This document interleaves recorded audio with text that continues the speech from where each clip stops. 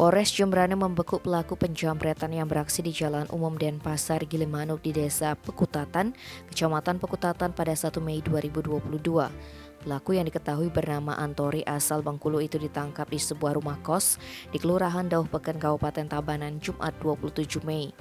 Karena melawan petugas saat ditangkap, kaki kanan pelaku terpaksa ditembak.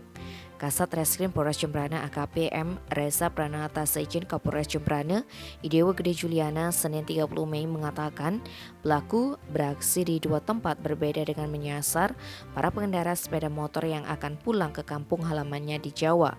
Pertama, pelaku beraksi di Kecamatan Melayu, kemudian yang kedua beraksi di Jalan Umum Denpasar Gilimanuk di Desa Pekutatan dengan korban Rizka MA, warga Banyuwangi. Selain di Jembrana, dia juga sempat beraksi di Buleleng dan beberapa lokasi di Bali. Atas perbuatannya, pelaku diancam hukuman 7 tahun penjara. Tim Bali Express melaporkan.